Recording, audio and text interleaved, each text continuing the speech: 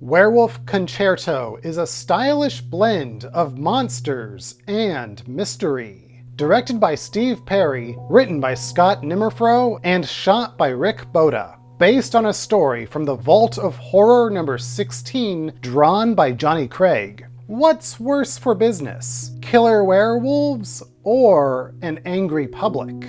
A blood-curdling scream wakes up the guests of the Venetian Gardens Hotel. Someone has been torn apart. The third death in 3 months. Everyone wants to check out, much to Hubert, the manager's dismay. Hubert tries to convince the guests the police will catch the killer, but his attempts are useless. The murderous reputation of his hotel will surely put him out of business. The show is more upfront with its murderous monster and adds to the stakes. A man runs for his life. Something chases him in the woods. He stops to catch his breath. Big mistake. The beast attacks, ripping his throat out.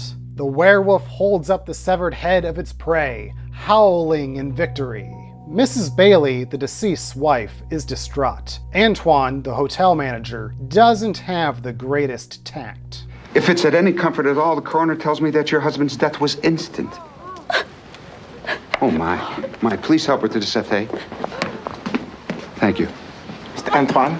Mr. Antoine! Carl demands to know what the hotel is doing about the recent string of killings, while other guests threaten to leave. A storm has rendered the roads blocked. Nobody can get in or out of the hotel's property. Everyone is afraid of the killer, but Carl knows this is no human murderer. It is a werewolf. Antoine agrees and gives an announcement. It has come to my attention that there is an individual among us who, in certain circles, is considered an expert in dealing with this type of phenomena.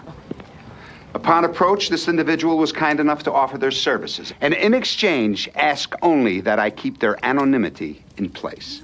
What kind of fools do you take us for, Antoine? Reactions are expectedly varied, as Loci listens to the ordeal.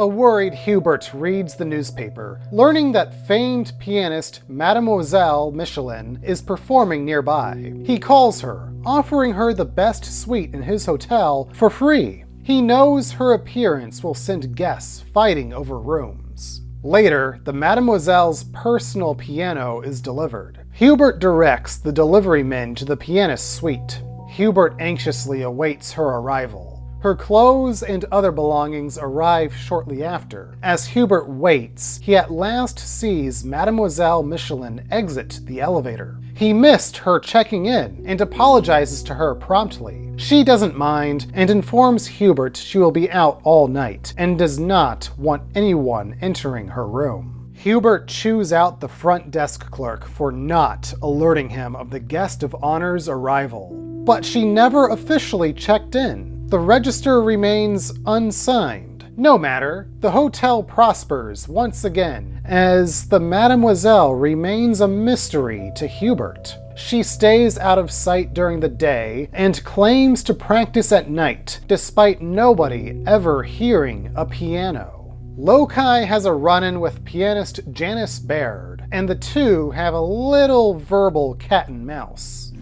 The sun's coming up. Why don't we discuss it over breakfast? I don't do breakfast. Me neither. It's amazing how much we've got in common. Lunch? Nope. Dinner? Nada. 20 questions naked in the bathtub? Say around midnight? Who's back to the faucet? Mine, of course. You just won yourself a prize, groupie. Room 212, around midnight. As Janice ascends to her room, Loci pays the lobby boy to inform him if any of the guests receive any outside communication. Loci and Antoine exchange glances. During the day, Loci converses with the guests about werewolves. Wolfgang Puck has a cameo as the chef. Wolfgang. Cute. Mercedes and her husband are clearly having fun with the ridiculous notion. Carl is more serious. He seems to be up to something. Loci enters Janice's room. She is nowhere to be found. Only her piano is there. Jack. I warned you not to follow me, Mr. Hurt. If you don't look away, I'm going to shoot you. Loci watches Carl from Janice's window. He follows the suspect outside, but runs into an agitated Mr. Hertz instead. Hertz has killed Carl, and Loci is next. Too bad I have to shoot you, because I'd rather tear you limb from limb, you hear me? I heard you.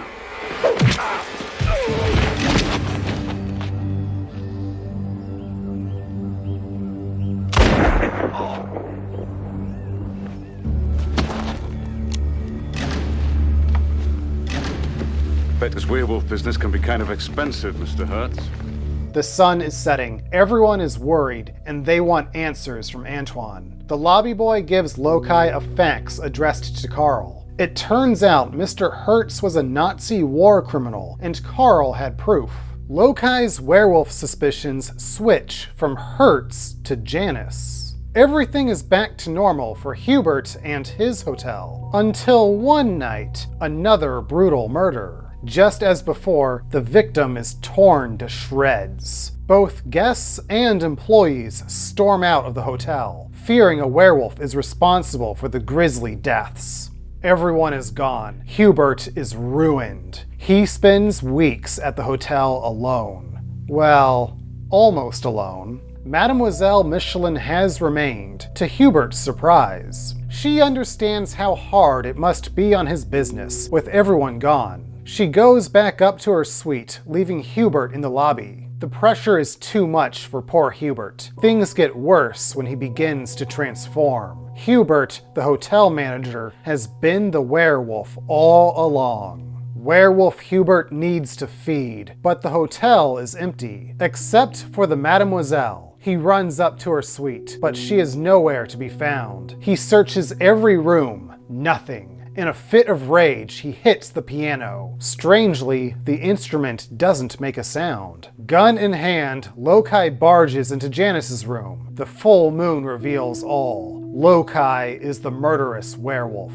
A maid passes by just at the wrong time. The Lycan Loci attacks her, slams her head against Janice's piano. Just like in the comic, no sound.